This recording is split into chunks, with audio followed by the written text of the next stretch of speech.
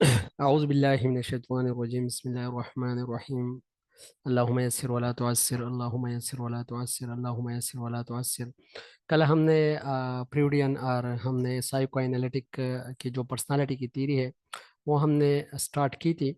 तो Sigmund Freud जो है वो कहता है कि हमारी जो पर्सनालिटी है वो तीन हिस्सों में बटी हुई है। एक है कॉन्शियस, एक है सबकॉन्शियस और एक है अनकॉन्शियस। ठीक है।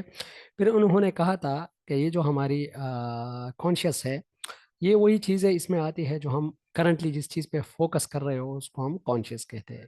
और जो चीज़ें हमारी फोकस में है और बिल्कुल ही रीसेंट है वो सबकॉन्शियस है। और जो अनकॉन्शियस है वो वही चीज़ें है जो हमारे फोकस में नहीं है लेकिन हम उनसे वाबस्ता है। ठीक है। तो ये कॉन्शियस, अनकॉन्शियस और सब कॉन्शियस का किस्सा था। इसके बाद इन्होंने कहा था कि कंपोनेंट ऑफ पर्सनालिटी जो है वो तीन है, एक है इड, एक है ईगो और एक है सुपर ईगो। ठीक है। इन्होंने कहा था कि इड जो है ये प्लेयर प्रिंसिपल पे काम करता है और इसको इमीडिएट ग्रेटिफिकेशन चाहिए, इसको खुशी चाहिए, ये बच्चा है। ठीक है। ईगो जो है ये रियलिटी प्रिंसिपल पे काम करता है और ये डिसीजन मेक करता है और ये इड का इस्लाह करता है। ठीक है। सुपर ईगो जो है ये मोरलिटी प्रिंसिपल पे काम करता है और ये सोसाइटी और पेरेंट्स के जो एक्सपेक्टेशंस होते हैं उस पर पूरा उतरने की कोशिश करता है। ठीक है। तो क्या होता है, एड की वजह से कभी कभी टेंशन क्रिएट होते हैं, एंजाइटी क्रिएट होते हैं। एड कहता है कि जो चीज़ है वो मुझे चाहिए। ठीक है। अभी एड बच्चा है, वो चीज़ें मांग रहा है। ईगो उसको कह रहा है कि मैंने रियलिटी को देखने देखनी है तब आपको अलाउ करना है। अगर चीज़ ठीक है, सोसाइटी फिर इसको एक्सेप्ट करती है, सुपर ईगो भी ये कहती है तो ठीक है फिर मैं आपको अलाउड करूंगा, otherwise I will not allowed you. ठीक है। तो अभी यहाँ पर एड ईगो और सुपर ईगो का एक कॉन्फ्लिक्ट है, एक झगड़ा है। तो इसी झगड़े को रिजॉल्व करने के लिए जो मेन इसका जो मैनेजर है, एग्जीक्यूटिव फंक्शन जो है वो ईगो करेगा। ईगो क्योंकि रियलिटी प्रिंसिपल पे है तो इसीलिए एड और सुपर ईगो के दरमियान जो ईगो है ये मीडिएशन का काम करेगा, ये इस्लाह करेगा। ठीक है। अभी फॉर एग्जांपल एक ऐसी सिचुएशन क्रिएट हो गई कि ईगो से जो हालात है वो कंट्रोल नहीं हो रहे, एड के एड चीजें मांग रहा है, ईगो से कंट्रोल नहीं हो रहे। तो देन एक थर्ड ऑप्शन आएगा जिसको हम डिफेंस मैकेनिज्म कहते हैं। ठीक है। कि किसी तरह एड को हम सेटिस्फाई करें। डिफेंस किसे कहते हैं? जब एंजाइटी क्रिएट होती है, जब डिस्टरबेंस क्रिएट होता है इंसान की पर्सनालिटी के अंदर, तो अपने आप को बैलेंस रखने के लिए फिर क्या करता है, डिफेंस मैकेनिज्म्स यूज करते हैं। कुछ डिफेंस मैकेनिज्म है। ठीक है। मैंने आप लोग को कहा था इसमें ज्यादा जो काम है वो क्या है, एना फ्रूड ने, एना फ्रूड जो है वो साइमन फ्रूड की, सेगमेंट फ्रूड की बेटी है।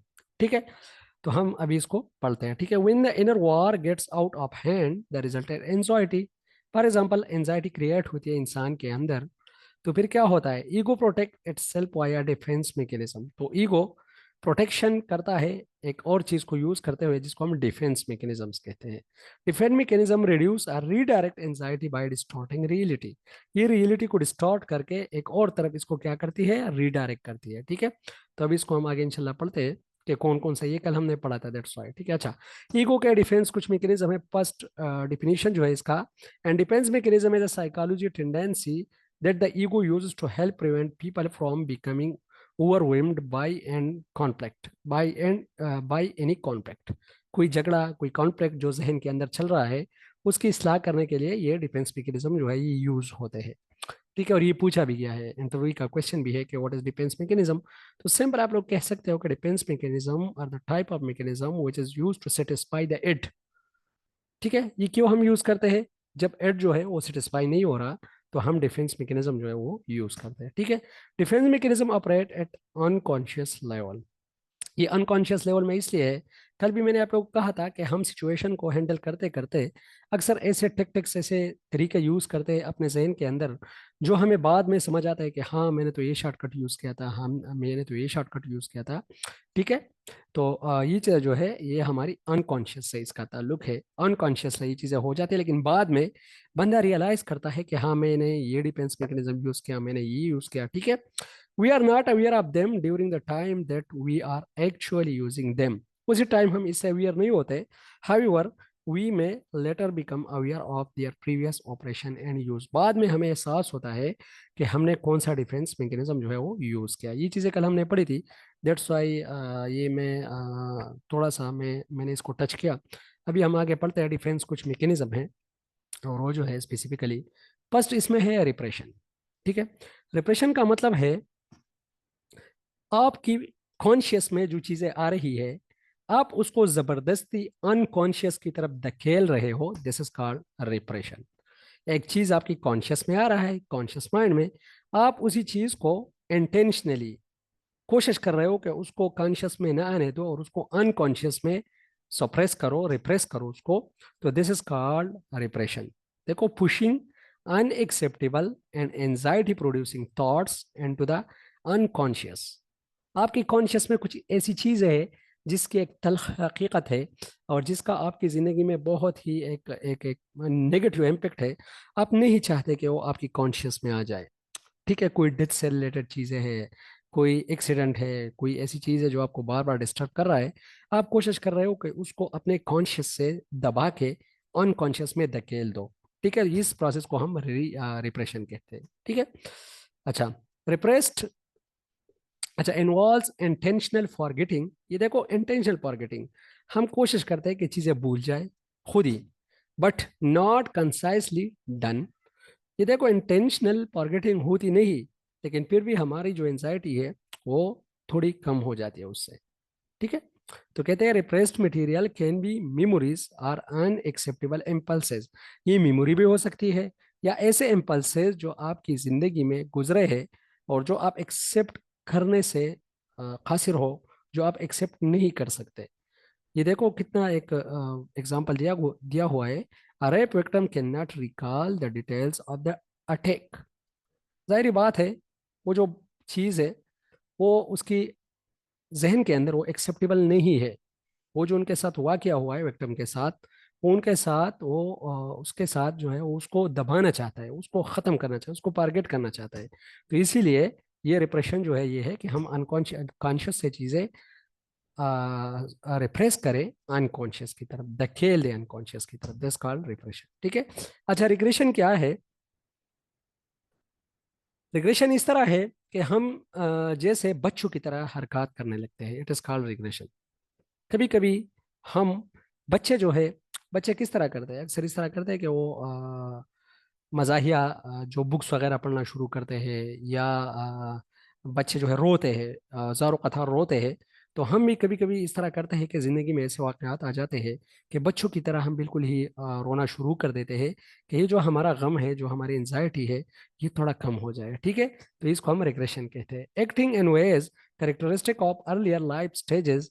अर्लियर स्टेजेस ऑफ पर्सनालिटी, मतलब जो आप पिछले अर्लियर स्टेजेस, इब्तिदाई स्टेजेस में बच्चे थे, उसी बच्चों की तरह आप हरकतें जब स्टार्ट करो, इट इज कॉल्ड रिग्रेशन। ठीक है। अच्छा, a young adult anxious on a trip to his parents home sit in the corner reading comic books. जिस तरह एक यंग एडल्ट है और वो क्या करता है, कॉमिक बुक रीडिंग करना स्टार्ट कर देता है, मजाहिया बुक जो होते हैं उसको रीड करना स्टार्ट कर देते हैं। As he upon did in grade school, जिस तरह वो क्या करते थे बच्चों वाले ग्रेड स्कूल में जब वो बच्चा था, उसी तरह ये हरकतें करना शुरू कर देता है। ये क्यों? ये जो इसका गम है, गम बुलाने के लिए और गम को कम करने के लिए स्पेसिफिकली ये रिग्रेशन भी यूज किया जा सकता है। ठीक है, एक हो गया रिप्रेशन, दूसरा हो गया रिग्रेशन। रिग्रेशन का मतलब है चाइल्ड जैसे हरकतें करना, बच्चों जैसे हरकतें करना।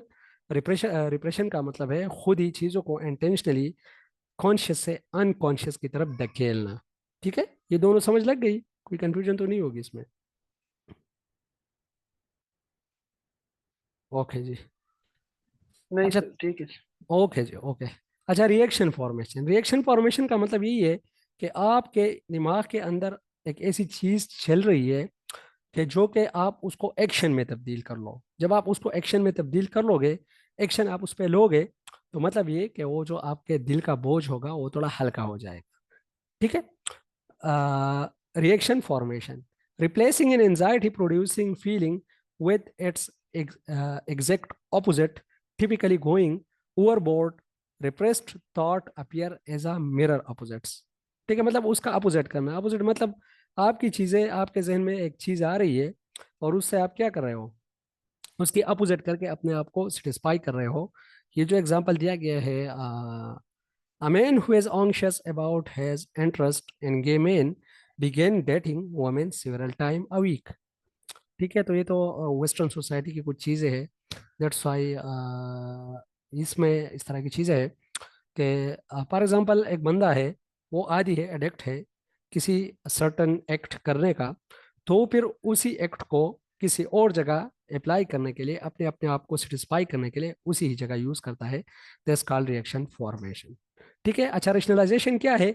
जब आप रीजन देते हो, चीजों के रीजन देते हो। जिस तरह एक बच्चा एग्जाम में नकल कर रहा है और कोई उससे पूछे कि आप नकल क्यों करते हो, और वो कहता है कि नहीं, वो पलाजो कर रहा है। फिर आप उसे कहते हो कि ये नकल क्यों करे, वो कहता है कि यार वैसे भी नकल का तो कोई नुकसान नहीं है, और वैसे भी हमने कौन सा डॉक्टर बनना है। This is rationalisation.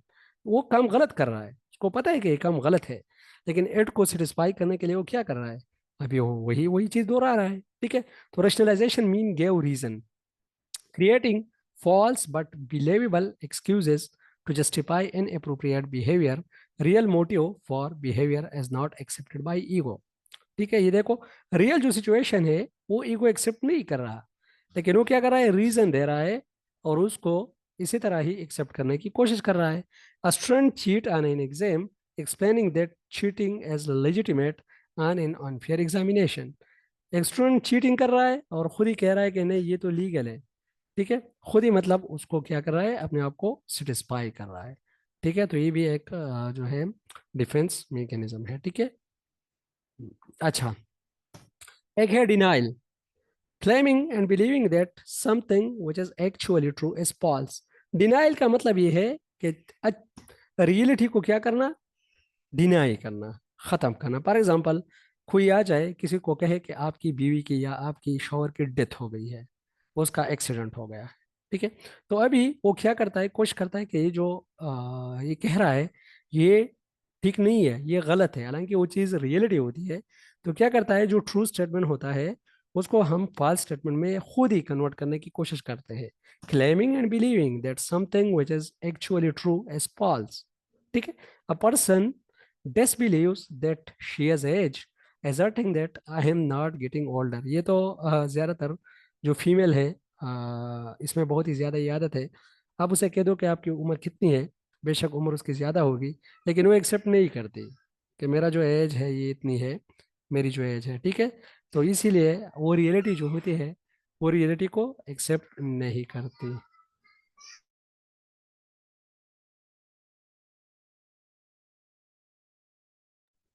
ठीक है। अच्छा, तो ये क्या करते हैं, ये फिर रियलिटी जो है उसको एक्सेप्ट नहीं करती। अच्छा खिजरान भाई, आवाज़ मेरी पहुंच रही है?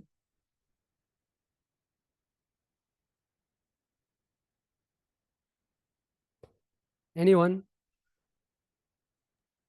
यस सर, आवाज क्लियर है, कंटिन्यू ओके, रखिए। Okay ji, okay okay.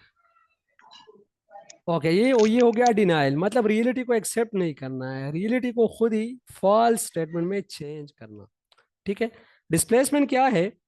Redirecting emotional feeling, example given anger, to a substitute target, involving redirecting unacceptable impulses onto a less threatening object person. ये देखो, जो एग्जाम्पल अगर आप लोग पढ़ो तो आप लोग को इजी अंडरस्टैंड होगा। Husband angry at the way has boss treated him, scream at his children. ये तो डिस्प्लेसमेंट टीचर में बहुत ही कॉमन एक चीज़ है, कि जिस तरह हम इस तरह करते हैं कि जो हम घर से अक्सर गुस्से में निकलते हैं, तो वो जो गुस्सा होता है हम फिर बच्चों पे निकालते हैं, इसको हम डिस्प्लेसमेंट कहते हैं। ठीक है। और यहाँ पर लिखा है कि फॉर एग्जाम्पल एक बॉस है, और वही बॉस क्या करता है, वो अपने बीवी से, या एक हस्बैंड बीवी के साथ या बीवी हस्बैंड के साथ झगड़ता है, और वो गुस्से में है, और गुस्सा करने के बाद जब आता है, तो जितना भी उसका गुस्सा है वो बच्चों पे उतारता है। ठीक है। लेकिन ये डिस्प्लेसमेंट जो है, ये हम बहुत ही ज्यादा करते हैं क्लासरूम के अंदर। डिस्प्लेस का मतलब ये है कि एक चीज को दूसरी जगह ले जाकर यूज करना। आप गुस्सा हो, घर में आप गुस्सा हुए हो, वही गुस्सा आप जाके स्कूल के अंदर ही बच्चों पे उतारते हो। ठीक है, दिस इज डिस्प्लेसमेंट। ठीक है। Redirecting emotional feeling to a substitute target. Substitute कहते हैं जब हम दो चीज़ों को सिमल्टेनियसली यूज करते हैं, उसको हम सब्स्टिट्यूट कहते हैं। जिस तरह हम कहते हैं गुड़ और चीनी, अगर फॉर एग्जांपल गुड़ से भी आप जो है चाय बनाते हो, पकाते हो, और चीनी से भी पकाते हो, ये गुड़ और चीनी जो है ये एक दूसरे की सब्स्टिट्यूट है। ठीक है। इसी तरह ये जो हमारी चाय है, चाय और इसके साथ जो हमारी कॉफ़ी है, ये भी सब्स्टिट्यूट है। ठीक है, दो चीजें जब सेम ही मकसद के लिए यूज हो रहे हो तो इसको हम सब्स्टिट्यूट कहते हैं इकोनॉमिक के टर्म में। ठीक है, तो सब्स्टिट्यूट है एक जगह हम एक जगह का जो गुस्सा है वो दूसरी जगह निकालने की कोशिश करता है। ठीक है, involves directing unacceptable impulses onto a less threatening object person. एक बंदा उसकी बिल्कुल गुनाह ही नहीं है, वो बेचारा जो है वो बिल्कुल ही ठीक है, लेकिन आप क्या करते हो, उसको कसूरवार ठहरा के उस पे सारा गुस्सा जो है वो उतारते हो। ठीक है, this is called displacement. Instead of telling your professor what you really think of her, you tailgate and harass a slow driver on your way। ठीक है, यहाँ पर ये लिखा गया है कि आपका एक प्रोफेसर है, आप गुस्सा हो उनसे, उनसे आपकी मतलब नहीं बन रही, और वो जो गुस्सा है आप क्या कर रहे हो, जो आपका ड्राइवर है उस पर उतार रहे हो। ठीक है, तो ये चीज़ जो है ये हम अक्सर कॉमन जिंदगी में बहुत ही ज़्यादा एक्सरसाइज करते हैं ये चीज़, और ये ज़्यादातर टीचर में बहुत ही ज़्यादा आम है। अच्छा, एक है प्रोजेक्शन। प्रोजेक्शन मीन मोड़ना, एक चीज को दूसरी जगह मोड़ना। देखो, attributing one own unacceptable feeling or relieve to other. ये देखो, अपनी फीलिंग और अपनी चीजें अपना जो मलबा होता है, अपनी जो गुस्से का मलबा या अपने जो किए का मलबा होता है, वो किसी दूसरों पर डालने को हम प्रोजेक्शन कहते हैं। Attributing one's own unacceptable feeling or beliefs to others, perceiving the external world in terms of one's own personal conflicts। ठीक है, an employee at a store tempted to steal some merchandise suspects that other employees are stealing। ठीक है, ये देखो एक employ है, वो जो है खुद ही क्या कर रहा है, चोरी कर रहा है, लेकिन वो जो इल्जाम है वो दूसरे एम्प्लॉयज पे डाल रहा है। ठीक है, तो इसको हम कहते हैं प्रोजेक्शन। मतलब अपने किए का मलबा दूसरों पर डालने को हम क्या कहते हैं, प्रोजेक्शन कहते हैं। ठीक है, सब्लिमेशन क्या है, substitute socially acceptable behaviour for unacceptable impulses, playing video games instead of getting in a fight.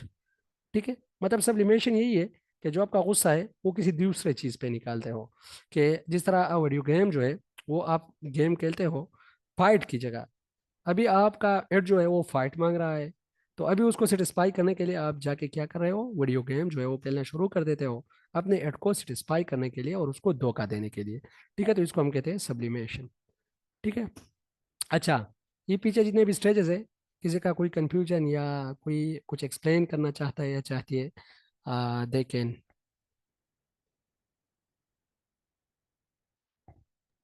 Sir जी, जी जी, कुछ लोग जो सर कॉन्फ्लिक्ट्स में या फिर इस तरह डिप्रेस एनवायरनमेंट में जो सिगरेट पीना ज्यादा शुरू करते हैं, वो क्या होता है? तो यही भी ये वो भी सिग्नेचर में मेरे ख्याल में आएगा। बिल्कुल ही वही सब्लिमेशन है, वो जो है एक चीज का गुस्सा या एक चीज को दूसरी दूसरी उसमें मुंतकिल कर रहा है, जी जी बिल्कुल। सब्लिमेशन में ही आ रहा है। जी जी, ओके। अच्छा,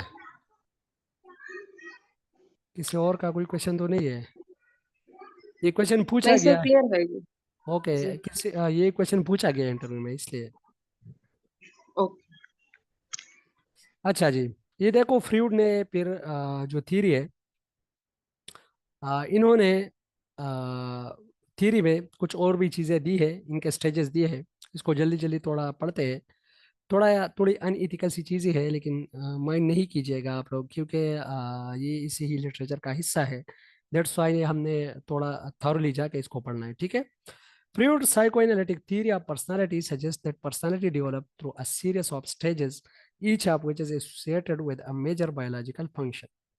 ठीक है, यहाँ पर जो साइकोलॉजी है उसको अभी बायोलॉजी के साथ ये कनेक्ट कर रहा है, ये सिगमंड फ्रूड। ठीक है, more specifically Freud theorized that as people age they pass through several systematic stages of psychosexual development and their personality।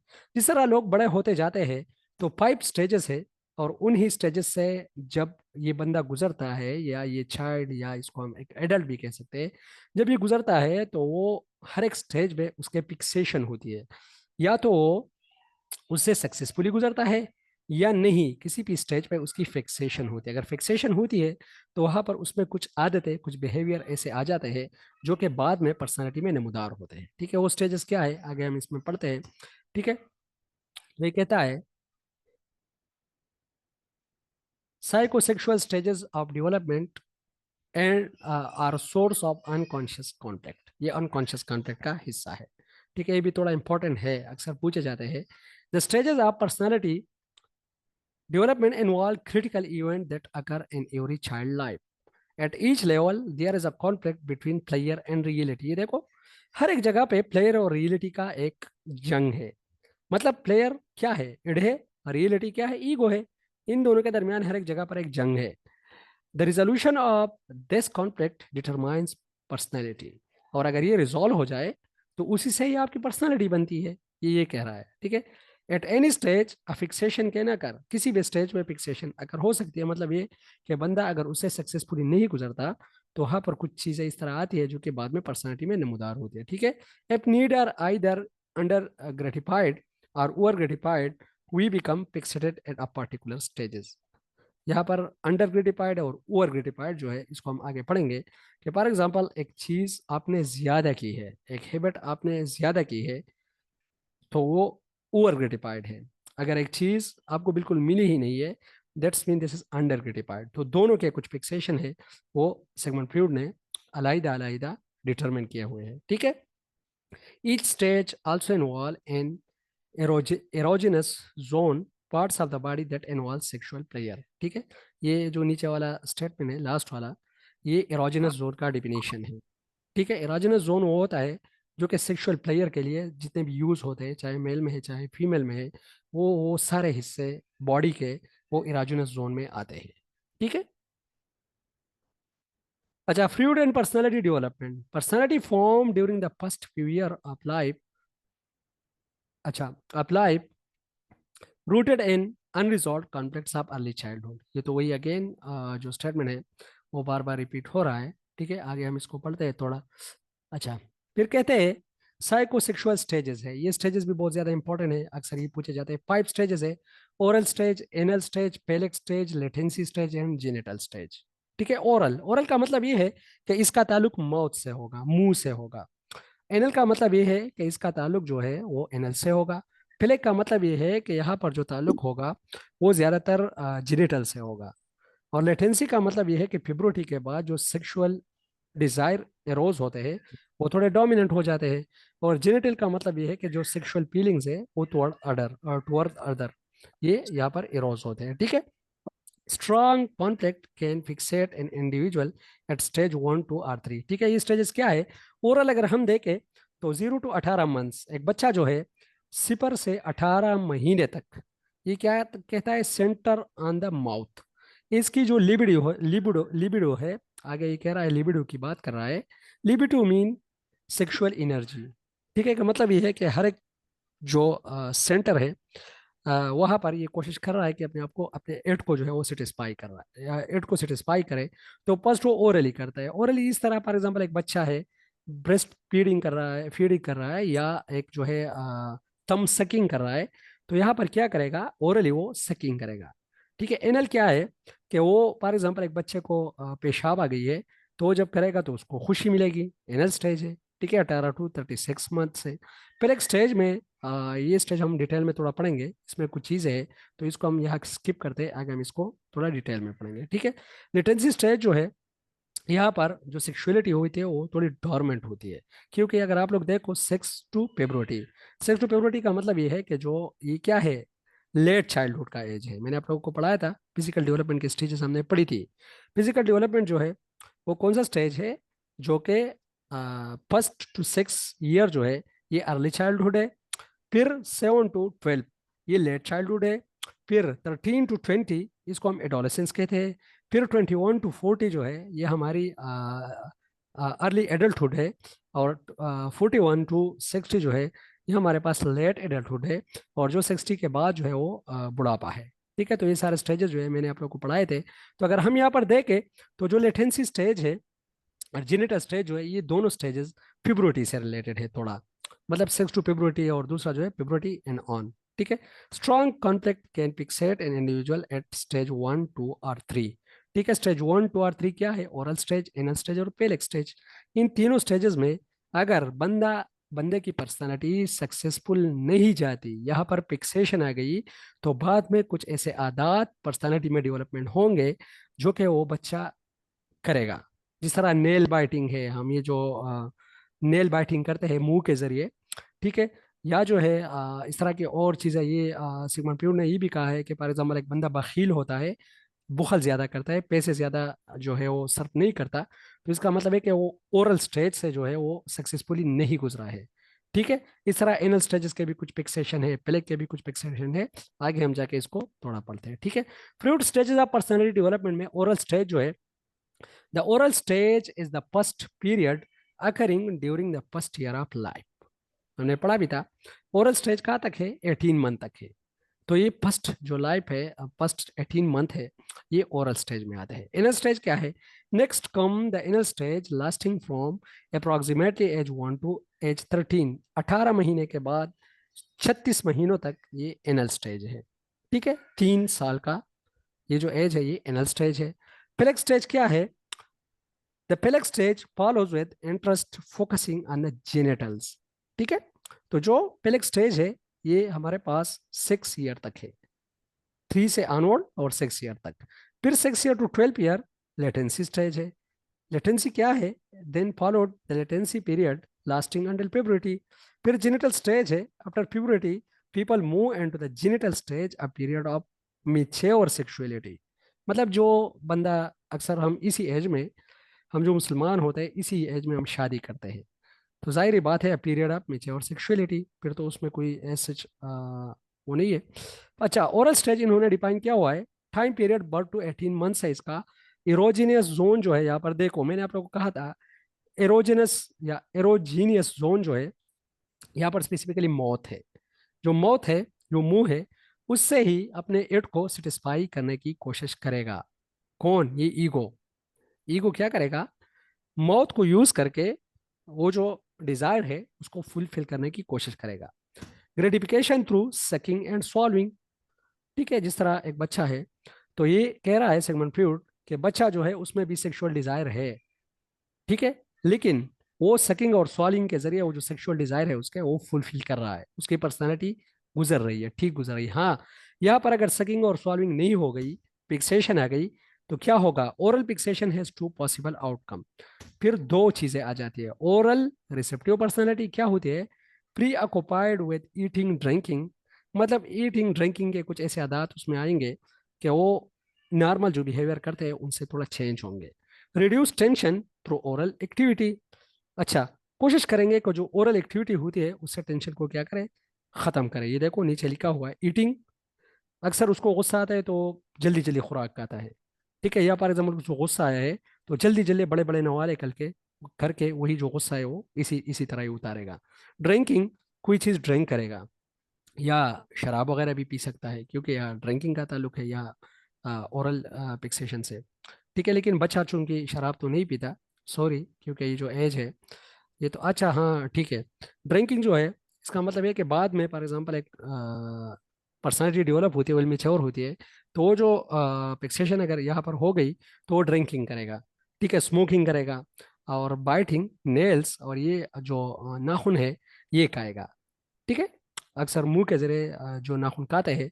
तो ये सिगमंड फ्रॉइड कहता है कि इस ये पर्सनालिटी जो है इसकी ओरल स्टेज डेवलपमेंट जो है वो सही नहीं हुई, यहाँ पर फिक्सेशन हुए, दैट्स वाई। अच्छा, पेशियो एंड नीडी। पेसिव होगा और नीडी होगा, मतलब अपने आप को सुपीरियर नहीं समझेगा, इंपीरियर समझेगा। Sensitive to rejection. ठीक है, रिजेक्ट होने के लिए बिल्कुल ही सेंसिटिव होगा, मतलब मानेगा भी नहीं। फॉर एग्जाम्पल कोई इसको रिजेक्ट कर रहा है तो क्या करेगा? वो रोएगा। ठीक है। अच्छा, ओरल एग्रेसिव पर्सनैलिटी, मतलब ये, अगर इसी ओरल स्टेज में उनको बहुत ही ज्यादा प्लेयर मिल गई, बहुत ही ज्यादा, मतलब ओवर ग्रेटिफिकेशन जिसको हम कहते हैं, hostile and verbally abusive to other.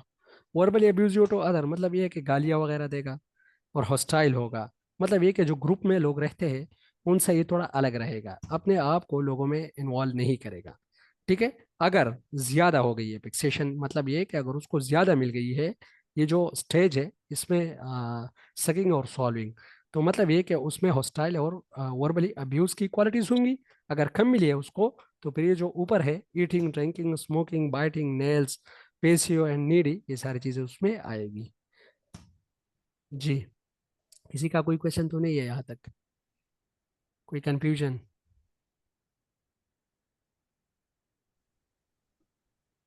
Okay जी। नहीं सर, ओके सर। ओके जी, ओके। अच्छा, इनर स्टेज ऑफ डेवलपमेंट, ये जो है 18 महीनों से 3 ईयर तक है। लिखा है 1 and 1 और 2 to 3 year of age. Erogenous zone यहाँ पर क्या है, एनस है। Conflict surround toilet training. ये देखो, सिगमंड फ्रॉइड कहता है अगर किसी बच्चे की टॉयलेट ट्रेनिंग सही नहीं होती तो वहाँ उनके लिए भी थोड़े मसले आ जाते हैं बाद में। और वो क्या जाते हैं, देखो एनल फिक्सेशन अगर आ गई तो फिर क्या होंगे, टू पॉसिबल आउटकम, या तो ज्यादा होगा या कम होगा। अगर ज्यादा होगा, स्टिंगी होगा। ठीक है, स्टिंगी का मतलब ये है, स्टिंगी को हम कहते हैं उर्दू में, मेरे ख्याल में बखील इसको कहते हैं, जिसको हम बखील कहते हैं।